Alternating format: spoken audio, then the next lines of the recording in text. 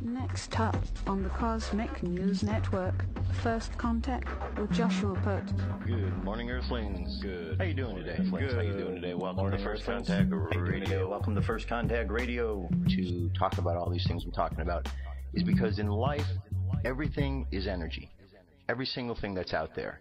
Yo, it's First Contact with Joshua Poet. He's the man on the mic, just in case you didn't know it. Covering news from all around the globe, from the weather and space to UFOs. He'll talk politics and make you open your eyes. Conspiracy theories and government lies. He'll dig it all up and try to find the proof. Cause it's time to demand the truth. It's time. First Contact Radio. We have arrived. First Contact Radio.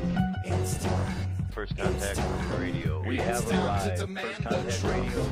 It's time. First Contact Radio. It's time to demand First Contact Radio. We have arrived. First Contact Radio. Good morning, Earthlings. How you doing? Welcome to First Contact Radio. It's the end of the week. Whole lot going on. So I hope you're ready for the next couple of days because we got a lot of energy we're dealing with. First of all, today is the 3rd of February. Well, or 3rd of February. We've backtracked. It's the 3rd of April, 2015. So we have two signs we're dealing with. Our sun sign is in Aries. Aries is a fire sign. Aries is the tarot card of the Emperor. He who sets in order is the idea behind it. Hebrew letter He means window, looking out into the world to observe what it is that has been created. Here we have Libra. Libra is our moon sign for today. Libra is an air sign. Air moves. Air is about words and actions, the things that we do, the things that we say. It's about karmic balance as well. You could see you got the scales that are balancing themselves out there. So the whole idea with Libra is about the words and actions we say to help balance out our lives. We combined that with Aries, who is overseeing everything. And we've got an opportunity to really put some order to what we're doing. Because the Libra wants to keep things in order, but actually dealing with the mind, because it's a air sign as opposed to Aries, which is a fire sign. Fire signs dealing with ideas. You got the air signs, how to express these ideas, but in a way that is fair and balanced. Not fair and balanced as regards to what Fox News tells you, because they are opposite of fair and balanced, but fair and balanced in the real definition of what those words mean. All right, let's look at some of the aspects for today here. We could see that our transition into Libra occurred at 2:07 in the morning.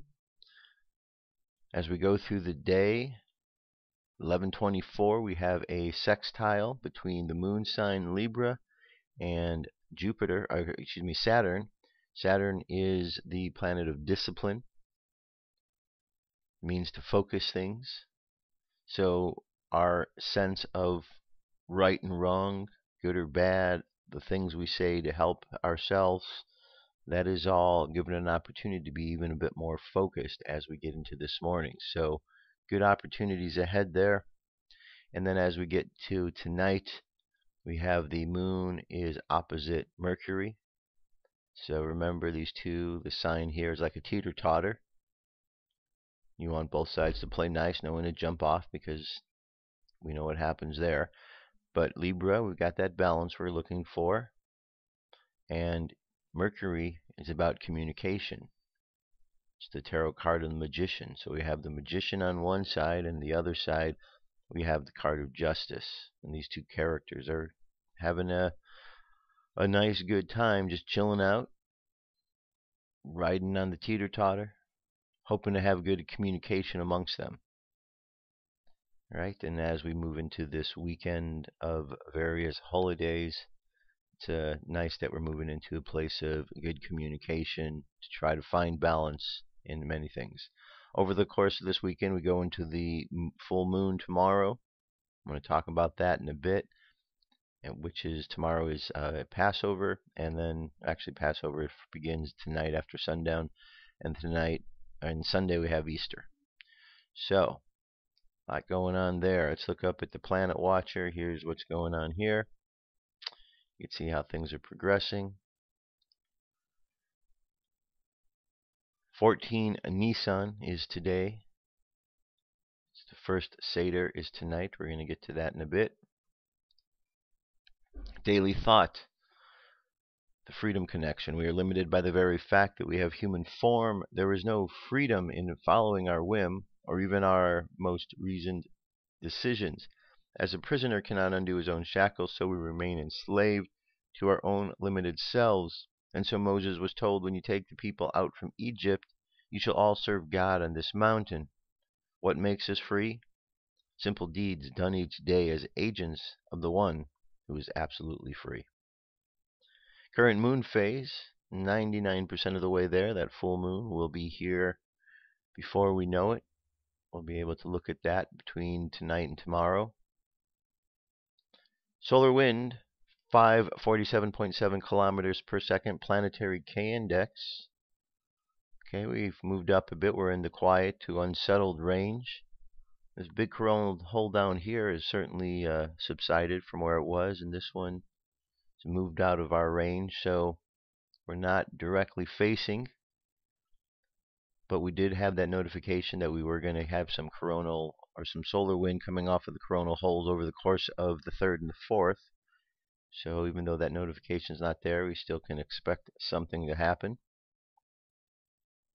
M-class flare possibilities 25%, 20 to 25%. X-class is at 5. Geomagnetic storm activity looks like it's subsiding, going from 35 to 30, 10 to 5 in the mid-latitudes. High latitudes dropping as well from 20 to 15, 30 to 20. So things are subsiding out in the cosmos around us.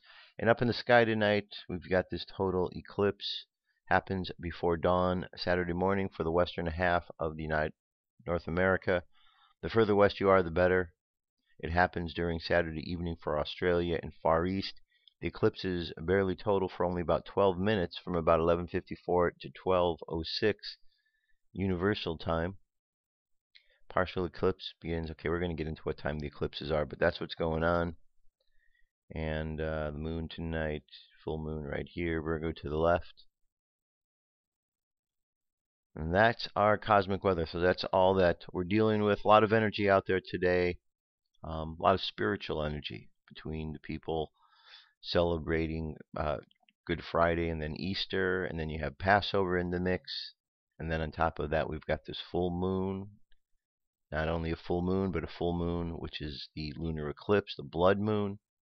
And we have this blood moon that we look at in history. And we see when there's been 4 blood moons in a row that land on holy days on the Jewish calendar, that there's been some significant events that have happened in the world. So here we are arriving at the 3rd blood moon of this series of 4. The next one comes up in September. So it's a good opportunity. You know, it says that these blood moons, one of the reasons why they are significant is when we look through the Bible, we see that there are moments in there when we can pick out and point out the ways in which God marks the seasons, in which God communicates with people. And one of the ways is through the planets, through the stars, through the signs in the heavens. And the blood moon has been talked about and referenced a number of times, so that we understand that when there is this type of blood moon, it seems as if God is saying, hey, everybody pay attention. I'm trying to tell you something important here. And now we've got all of this coinciding with Easter and Passover all at the same time. It really intensifies that moment because you have a lot of people coming together for spiritual purposes all simultaneously, as opposed to in the past where some of these are off, where you have Passover one weekend and Easter's another weekend. Now everybody is all celebrating together. So let's see how this goes, and we'll have a great weekend ahead for all of us. That is it. UFO News is up next. Let's get to it.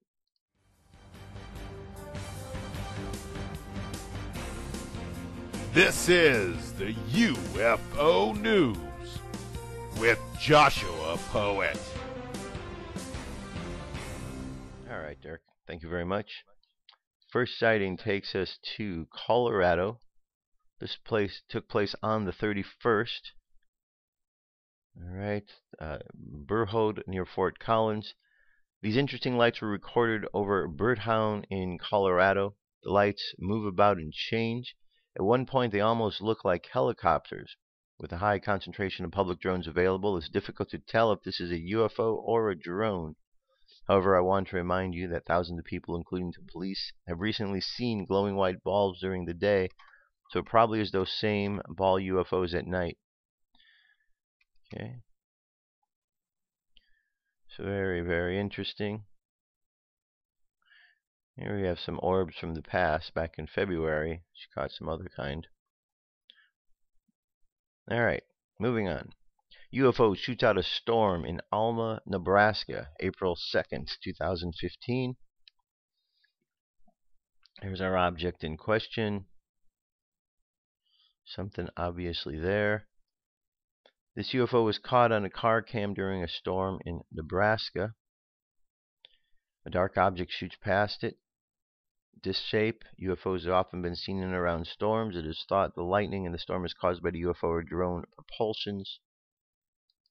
The more ET drones that gather in the clouds, the worse the storm gets. Alright, so the video itself is over a minute in length, a minute and a half, I believe. Minute 5 seconds. And as we see the shooting up there, it's quite an impressive storm. There we go. That was quite large. Let's look at that again. Definitely something up there quite large emerges out of those clouds. Good capture. Alright, moving on. Australia man puzzled over UFO. Kawangla, a resident Andrew Hanlon, has puzzled over glowing unidentified shape that appeared in the photograph he took of the moon 2 months ago. Mr. Hanlon, who has an interest in astronomy, said he was trying to take a picture of his planet traversing behind the moon on January 30th with his new Panasonic DMC digital camera from his home. With the camera on the tripod, he was taking photographs every 30 seconds, following the movement of the moon and waiting for a break in the clouds. Next day, he was going through the photographs, spotted a bright, unidentifiable object in one of the frames. This one right here. Okay. Very interesting. Here's a movie for you to watch over the course of this weekend. This is a series called UFOs Declassified. It says a compelling investigative series that examines hitherto secret files to probe the existence of alien life.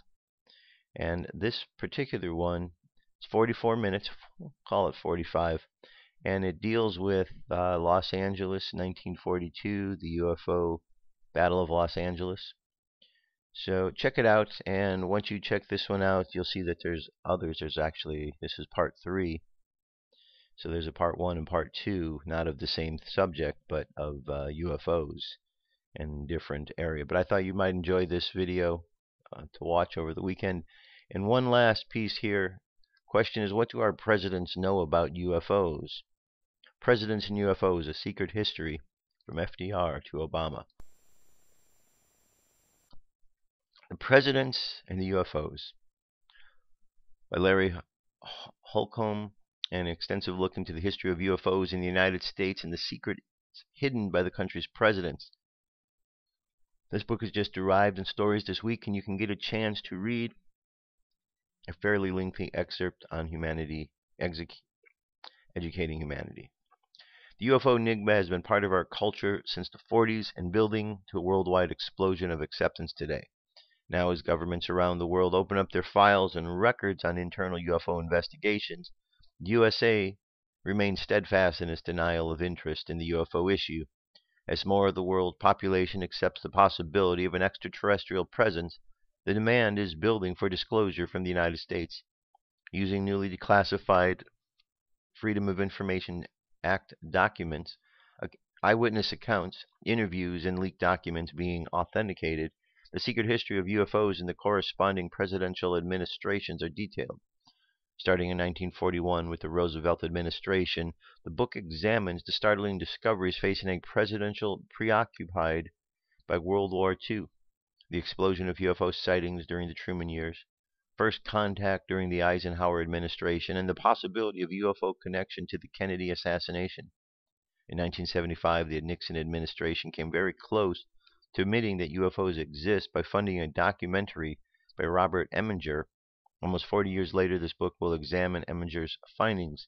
For the first time, the involvement of all of the modern presidents up to and including President Obama and the rise and fall of their influence on the UFO issues are told in one story.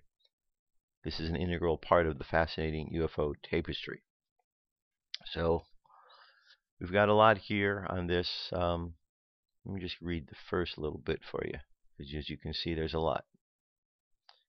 And it goes through all the presidents, the Roosevelt years, the Truman years, the Roswell incident, Jesse Marcel and Marcel Jr., Frank Rowe, Thomas Mounta case. I mean, there's a lot here that has been looked at,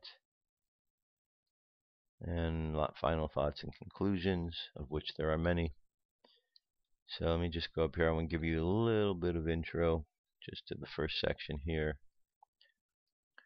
The UFO flying saucer phenomena is a complex story with issues that run in many directions, like the roots of a huge tree.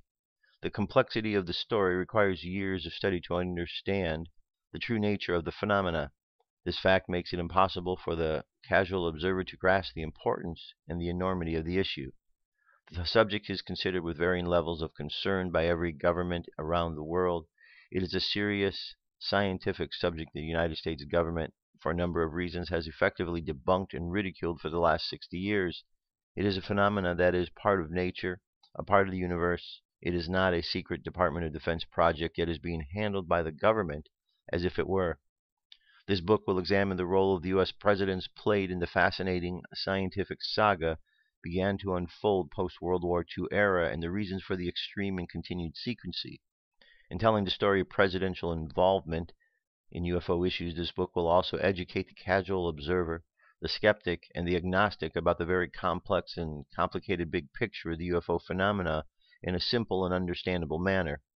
It will attempt to separate the wheat from the chaff of a complex subject that is riddled with inaccuracies, poor research, disinformation, a lack of logic, and blatant lies. In discussing the UFO phenomena with people I call the casual observer, that is, people who have had an interest in the subject but have not studied in any depth, I'm often asked what makes me so sure that UFOs actually exist. My reply is simple. There is a literal mountain of evidence that has accumulated for the last 70-plus years. When viewed as a whole, it is indisputable that the UFO phenomena is real and that the objects or crafts unknown origin have the capability to fly in our atmosphere in a manner that defies known physical laws. This book will give us snapshot versions of some of the major UFO events. By giving the phenomena using the presidential background for these events, we will show you how the government has handled or mishandled the most important scientific subject in the history of mankind. The UFO events discussed in this book represent but a tiny fraction of legitimate UFO events that occurred over the last 60-plus years. They were selected because of their quality, importance, and possible impact on national security. Hopefully, after the reader completes this work, he or she will have at least a flavor of the mountain of evidence proving UFOs exist and the government's continuing efforts to conceal this important scientific subject from the general population. Okay, and we go on from there. So, check out this article. That'll keep you busy over the weekend along with the documentary. I've got another documentary I'm going to provide you a link with as we get later into the show for some other interesting subjects to watch over the course of this weekend, if you have time. Just chilling out, That is it for UFO news. I'll be back. Stay tuned. Come into our circle, Great Spirit. Fill our souls with peace.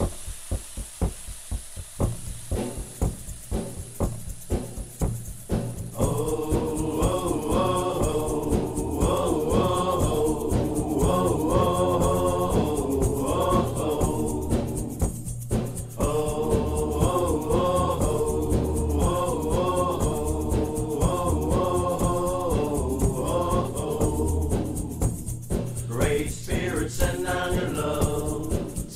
your love,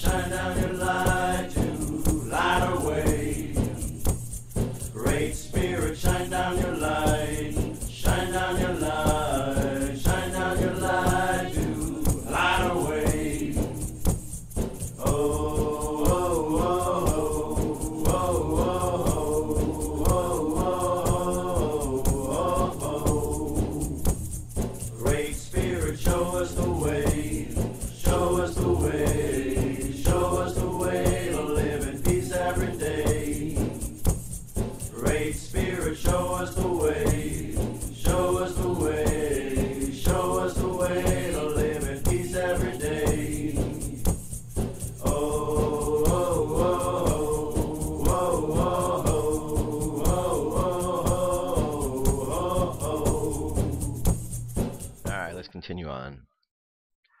So we have a lot that's going on this weekend. I thought that I would introduce or just go over each of these different things that were going to be taking place, just so you're aware of what is happening. So first thing we have here is Good Friday, which is what is Good Friday is asked. Good Friday is observed on Friday between Easter Sunday. Between Friday before Easter Sunday, this is the day Christians commemorate the passion or the suffering and the death on the cross of Lord Jesus Christ. Many Christians spend this day in fasting, prayer, repentance, and meditation on the agony and suffering of Christ on the cross. The biblical account of Jesus' death on the cross or crucifixion, his burial, and his resurrection or raising from the dead can be found in the following scriptures. We got Matthew, Mark, Luke, and John. The actual passages are right here. Okay. So, a little brief there. Over here at this site, Time says century-old Good Friday tradition you probably never heard about. This annual Good Friday event isn't exactly a religious rite. This year on Good Friday, observers mark the day with prayer and preparation for Easter. But in Tinsley Green, a small town near London, a very different sort of Good Friday tradition will take place, just as it has for decades. The British and the World Marbles Championship is held on that day every year. As Time described in 1969, it began going for far longer than one might expect. Okay, so just thought they'd bring that up. Marble tournament that takes place over this weekend. So basically what we have, Good Friday is the time where we acknowledge what Jesus went through, the whole crucifixion. We know the story. We've heard it over and over. So Good Friday is that time when he was taken and was crucified. Now, I still contend that there was really nothing good about that day. I mean, why would it be good when somebody is murdered? Not good. But someone chose to look at it as good because they say it represents the time when we were set free, because that death on the cross did represent a new beginning, which is finally expressed on Sunday, Easter Sunday. Again, with all these stories, I think it's important that we learn the lessons of the stories, but the actual events, did they happen exactly this way? I don't know. That's what we seem to be discovering as we go through the Nag Hammadi library, various texts. We see that the events that we were told aren't the way that we are finding out they really occurred. And by just using simple common sense, we begin to find out the differences. All right? So let's move on. We also have Passover, which is upon us.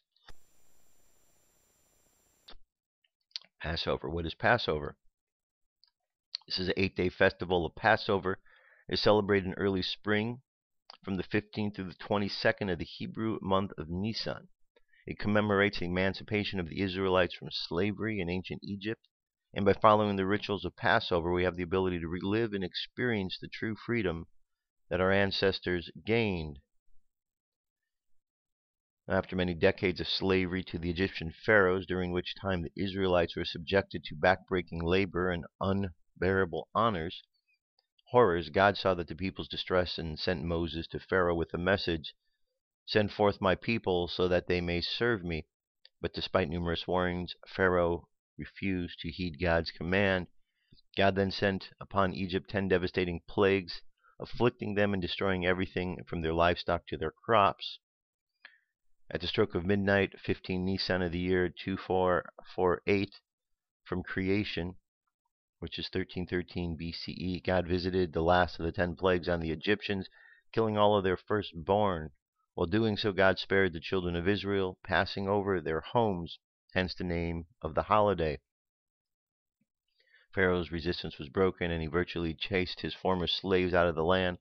The Israelites left in such a hurry, in fact, that the bread they baked as provisions for the way they did not have time to rise. 600,000 adult males, plus more women and children, left Egypt on that day and began the trek to Mount Sinai and their birth as God's chosen people. Okay, so that's the story. We all know the story of Moses, or at least we think we do, because one of the stories that was uncovered is the story that Moses talks of, and it comes to us from a scribe called Amenetho. And what we recall from that story was that Moses, as well as all of those others that were sent to the quarries, that they were all sick individuals, according to Menetho's report, that they were all sick individuals. Many had leprosy, and that they were sent on the west side of the Nile, or west of the Nile, to, keep them away from everybody else. They were put to work there in the quarries. And it was at that time that the high priest, who his name was changed then to Moses, and he went on to lead the people. We also understand that they were a pretty bloodthirsty mob, and that there's more to the story than what meets the eye. So what actually happened? Did they leave Egypt in this way, or is there something more to the story? Whatever the case may be, we need to understand the deeper aspect of it, because if we try to look at the historical account, we may not necessarily find out what's really going on, because there's already so many discrepancies in the stories, and the storytellers these days, they're not necessarily looking to the past to tell the real story. So we have the story we have, and the story tells us of patience and perseverance. It teaches us about believing in a higher power.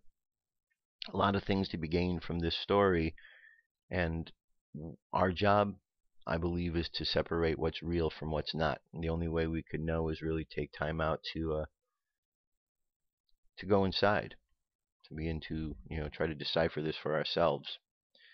Some of the observances of Passover Passover is divided into two parts. First 2 days and the last 2 days are full-fledged holidays. Holiday candles are lit at night, and Kaddish and sumptuous holiday meals are enjoyed on both nights and days. We don't go to work, drive, write, or switch on or off electric devices. We are permitted to cook and to carry outdoors. Okay, the middle 4 days are called the Choi Hamoid, semi-festive intermediate days, when most forms of work are permitted. No chametz, to commemorate the unleavened bread that the Israelites ate when they left Egypt. We don't eat or even retain in our possession any chametz from midday of the day before Passover until the conclusion of the holiday. Chametz means leavened grain, any food or drink that contains even a trace of wheat, barley, rye, oats, spelt, or other derivatives, and which wasn't guarded from leavening or fermentation. This includes bread, cake, cookies, cereal, pasta, and most alcoholic beverages. Moreover, any processed food or drink can be assumed to be chametz unless certified otherwise.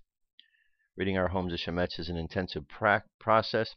It involves a full-out spring cleaning, search and destroy mission during the weeks before Passover, and culminates with a ceremonial search for chametz in the night before Passover, and then the burning of the chametz ceremony on the morning before the holiday. Chametz cannot be disposed of and cannot be sold to any non-Jew for the duration of the holiday. And we have matzah. Instead of chametz, we eat matzah, flat unleavened bread. That is a mitzvah to partake of matzah on the 2 Seder nights. And during the rest of the holiday, it is optional. The Seders. The highlight of Passover is the Seder. Observed on each of the first 2 nights of the holiday, the Seder is a 15-step family-oriented tradition and ritual-packed feast. The focal points of the Seder are eating of the matzah, eating bitter herbs to commemorate the bitter slavery endured by the Israelites, drinking 4 cups of wine or grape juice, a royal drink to celebrate our newfound freedom, the recitation of the Haggadah, a liturgy that describes the story of the Exodus from Egypt. The Haggadah is the fulfillment of the biblical obligation to recount to our children the story in the Exodus on the night of Passover. All right. Let's jump over to this next page here, Judaism 101. That gives a little more description here. Pesach, Passover. The significance to remember the Exodus from Egypt. Observances avoid all leavened grain products, related foods. Family or communal retelling of the Exodus stories lasts for 8 days. And this day shall I become a memorial for you, and you shall observe it as a festival for the Lord, for your generation. As the eternal decree shall you observe it. For 7 days you shall eat unleavened bread, but on that first day you shall remove the leaven from your home. You shall guard the unleavened bread, because in this very day I will take you out of the land of Egypt. You shall observe this day for your generations as an eternal decree. Pesach, known in English as Passover, is one of the most commonly observed Jewish holidays, even by otherwise non-observant Jews, according to the Seder plate. According to the 2001 National Jewish Population Survey, 67% of the Jews hold or attend a Pesach Seder, while only 46% belong to a synagogue. Pesach begins on, am I saying that right, Pesach? Begins on the 15th day of the Jewish month of Nisan, is the first of the 3 major festivals with both historical and agricultural significance. The other 2 are Shavuot and Sukkot. Agriculturally, it represents the beginning of the harvest season in Israel, but little attention is paid to this aspect of the holiday. The primary observances of Pesach are related to the Exodus from Egypt, the generations of slavery. This story is told in Exodus. And here we go. The name Pesach, with a ch as in lock. Okay, Pesach comes from the Hebrew word pe samek shet, meaning to pass through, to pass over. If we look at this, we can break this down into 3. The tarot cards, pe being the card of the tower, or the tower. We have samek, which would be the tarot card of the higher self, temperance, and chet, which is the warrior, the chariot. So we can look, that's how all letters are. They have combined of multiple letters, and each letter we know relates to one of these tarot cards. So if you're looking to understand deeper the meaning, look at those 3 cards right there and you can understand. Okay, and here it says to pass through, to pass over, to spare. So we know the chariot is a driver passing over. We have the higher self, and we have the preconceived ideas. So they're passing through and being spared from the preconceived ideas. It is referred to the fact that God passed over the houses of the Jews when he was slaying the firstborn in Egypt. In English, the holiday is known as Passover. It's also a sacrificial offering of the lamb that was made in the temple on this holiday. It also referred to as Chag HaOvav. Okay, so there you go. So that's Passover. And then let's take a further look at the eclipse that is coming up today. Total lunar eclipse, or blood moon, is on the 4th of April. It will be visible for most of North America, South America, Asia, and parts of Australia. The moon will be totally eclipsed for about 5 minutes from the beginning to the end. It will last for 3 hours and 29 minutes. This is the third eclipse of the triad. Okay, and so we have an animation to show what it looks like there. But what I want to get to is the times, so you know when. It says lunar eclipses look approximately the same all over the world and happen at the same time. So we have in Los Angeles, it shows that at 2 o'clock in the morning is when things will start to occur, with the penumbral eclipse beginning. And then the partial eclipse begins a little more than an hour later at 3:15. As we continue on, full eclipse begins 4:57, maximum eclipse at 5, full eclipse ends at 5:02. So really here's where the time's right here. So between 4:57 a.m. and 5:02, we've got those 5 minutes when the eclipse begins and ends. So if you want to check it out, that's the time, 4:57 Pacific time, 6 o'clock if you're 6:57 if you're in the Midwest, 7:57 in New York. You might not be able to see it by then because it might be far too bright. But out here on the West Coast, definitely going to have an opportunity to see what's going on with it. All right? And that is what we're dealing with today. So, a lot going on. So, we got Easter, we got Passover, we've got Good Friday, and we've got a full moon, a lunar eclipse, third moon of this tetrad of 4. So there's a lot going on, a lot for us to consider. You know, I like to look at these holidays or holy days and kind of find out what is the spirit of what they're all about. Because we know over time that humanity, humankind, men in these different religions have gone ahead and put these practices in place that may or may not have anything to do with what really happened.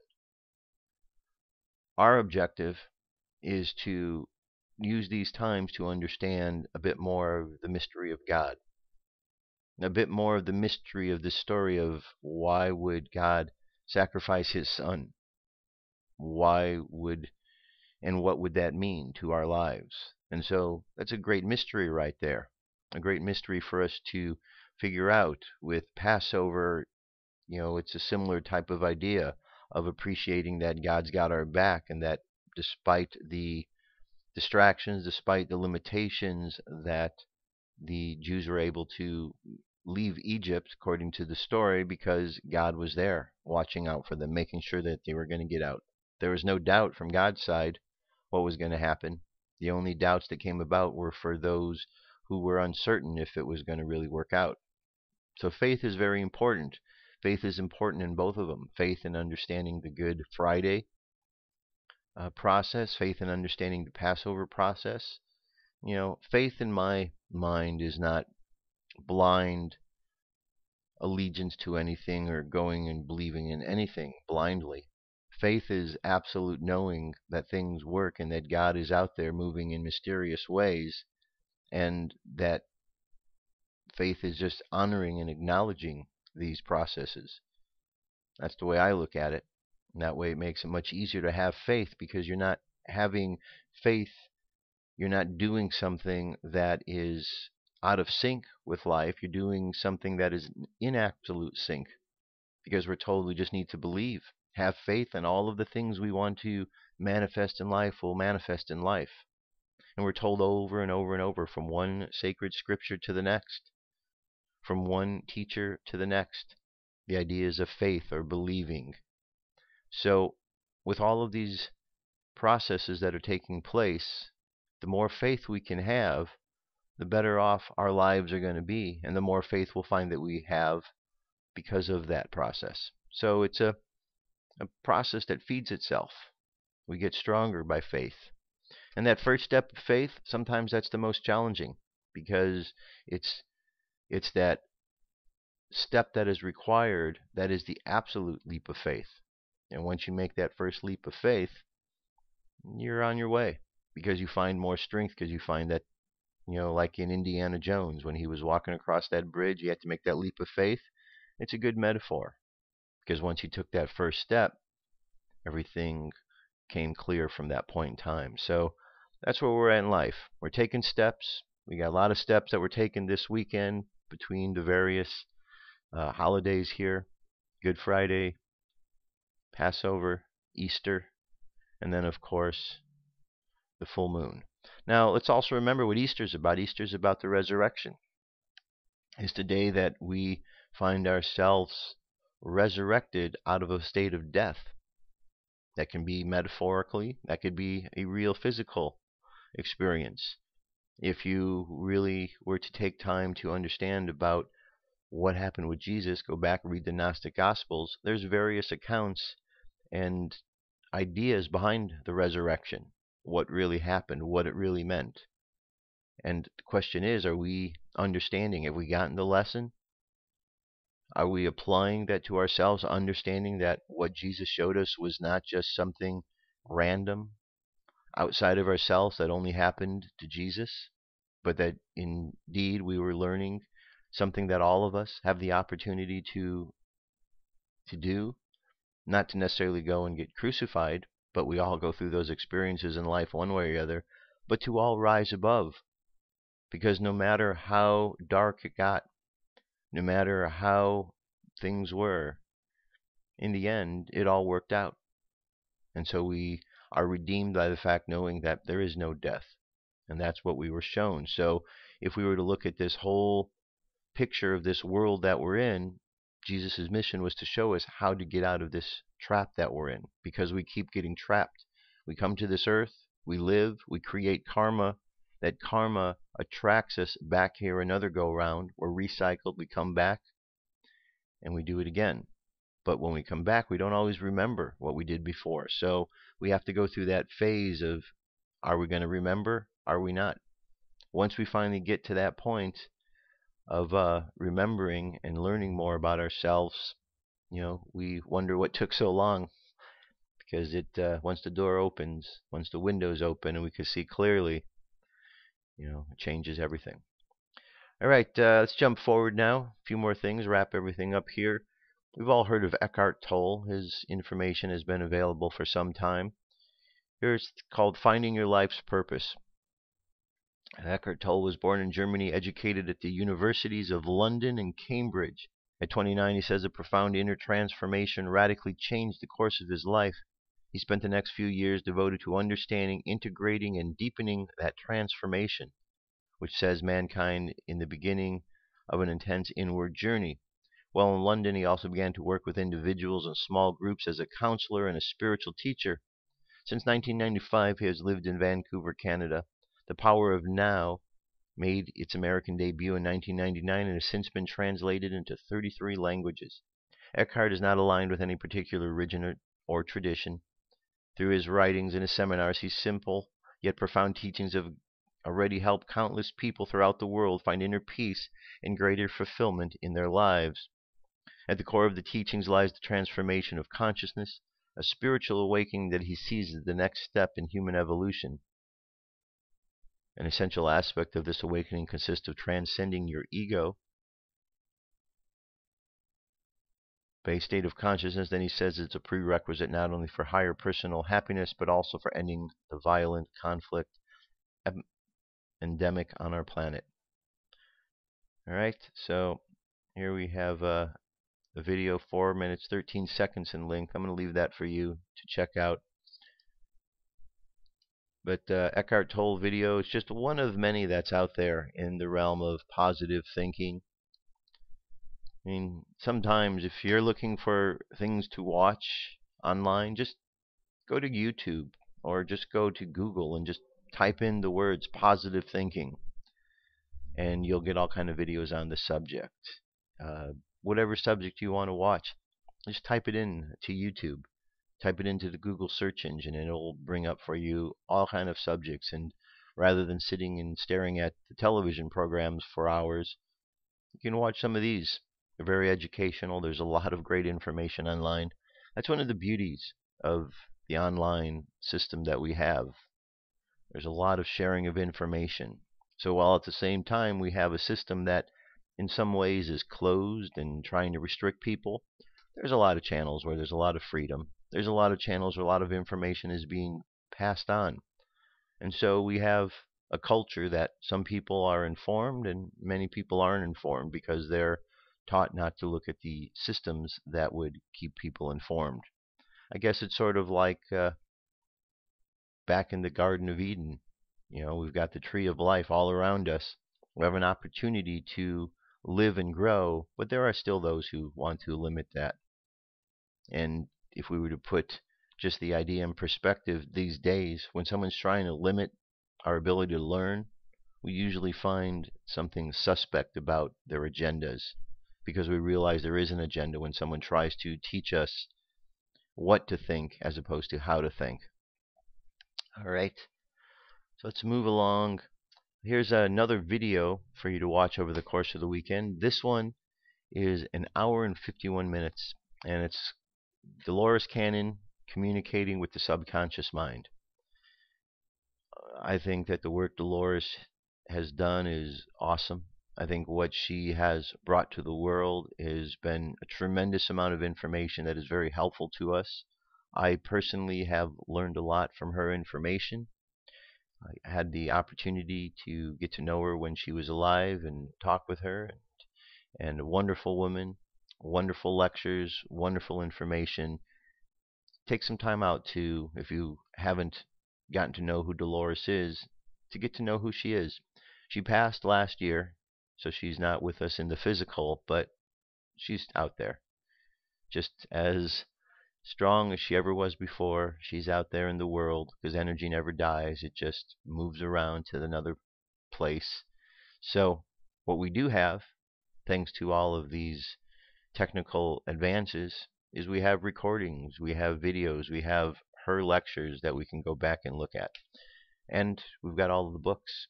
So start off with this one, and it really gives a good description. It's an hour and 51 minutes, but if you've never heard anything of Dolores Cannon, you will find this well worth your time.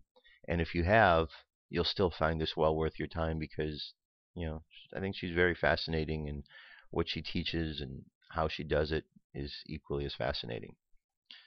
All right, let's move on from there. This is a message for today, a channeled message. Comes from the Divine Mother.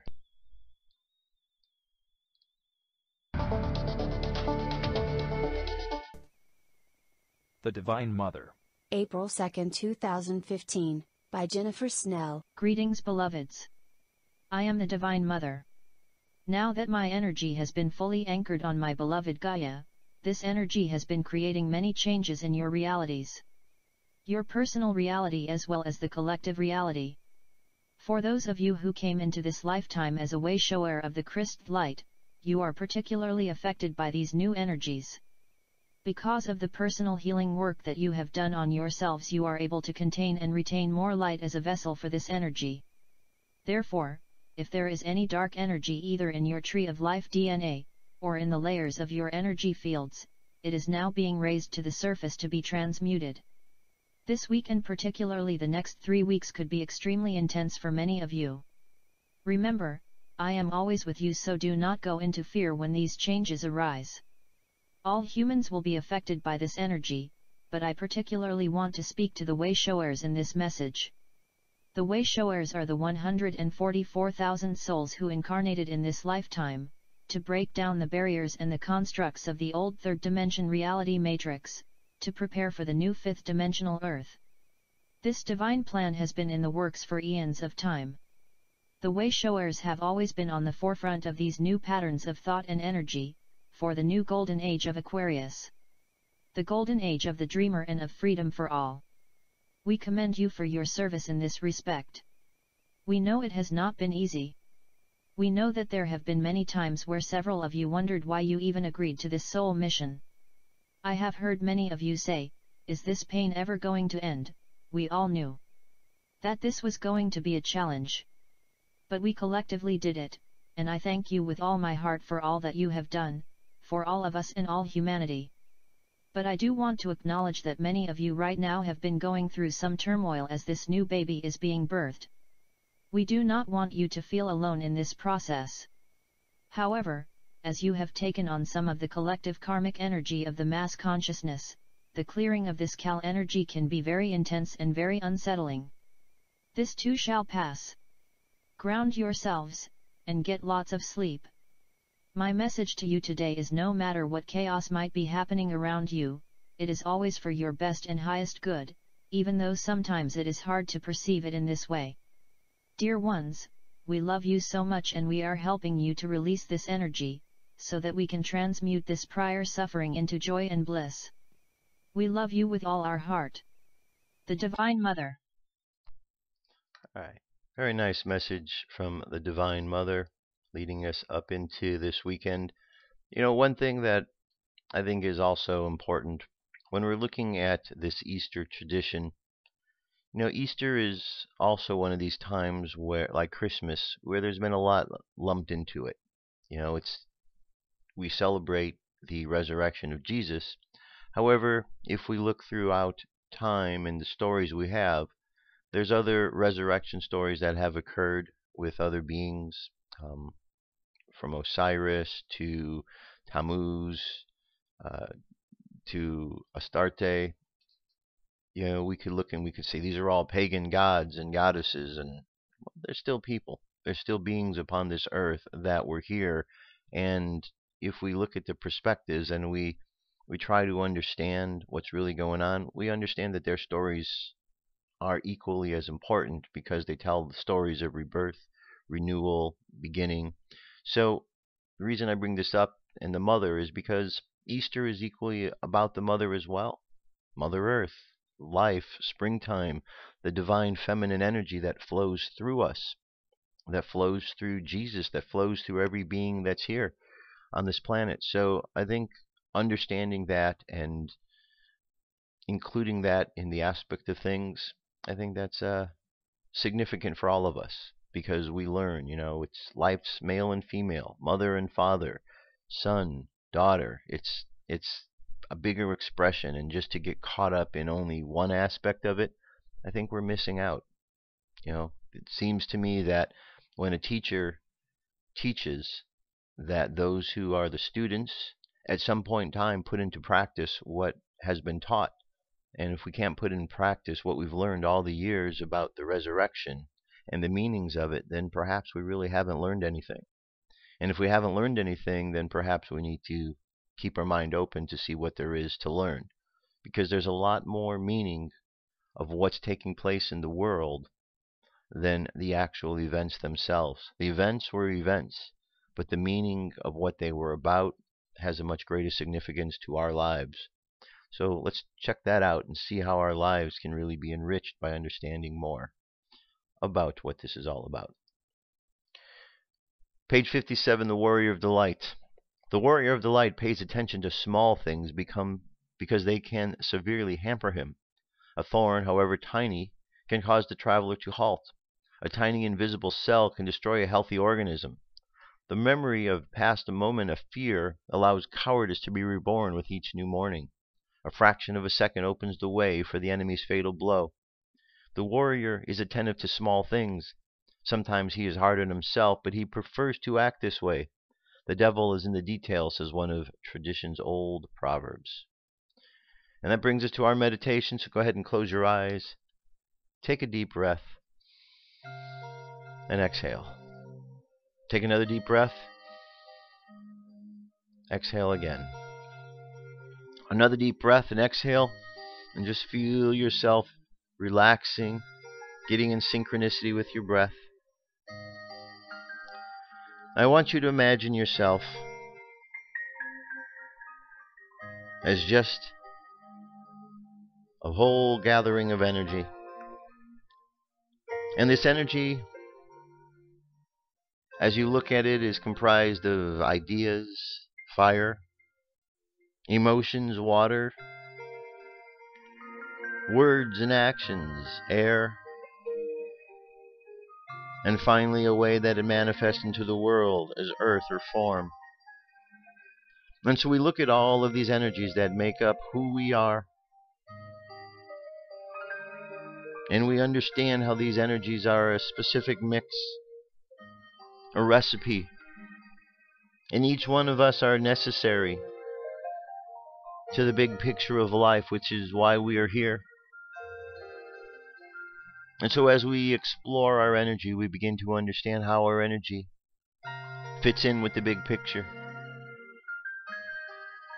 We understand that there are many lessons about energy in the world, taught over the centuries from the various spiritual teachers and masters who have been here. And when we look at these various ways of dealing with energy, we find that they all point back to our deeper understanding of ourselves, that all requires us to go inside. So let us go inside our own beings to truly understand what is taking place in the world, in the celebrations we have, in the traditions we follow, and the thoughts that are in our heads about such things. Let us take time to honor and acknowledge the family, the divine family, mother, father, son, daughter, the divine family that expresses itself through all of us. And let us pray that this weekend with all of these intersections meeting, that we find a way to come together in unity and peacefulness to understand the deepest purpose for why we are all here at this time. So let the subconscious mind continue on the journey of living, loving, exploring, and growing. And let the subconscious mind continue on that journey, and let's bring the conscious mind back to the present moment on the count of 3. 3, coming back to the present moment filled with confidence. 2, coming back to the present moment filled with faith. And 1, coming back to the present moment happy, healthy, and whole. Happy, healthy, whole. Take another deep breath. Exhale, and open your eyes. That's it, my friends. That is our show for today. It's a show for the whole week, as a matter of fact. Thank you very much for being here. I think you've got plenty of links available to be able to really dig into what's going on in the world around us with all this energy that we're dealing with. So enjoy. Enjoy time with your friends. Enjoy time with your families. Enjoy time with yourself, just learning and figuring out what's going on. So from Good Friday to Easter, Passover, whatever it is that you're celebrating, enjoy. Have a good time. I love you. Keep loving each other, and I'll talk to you next week. Peace. I'm out of here.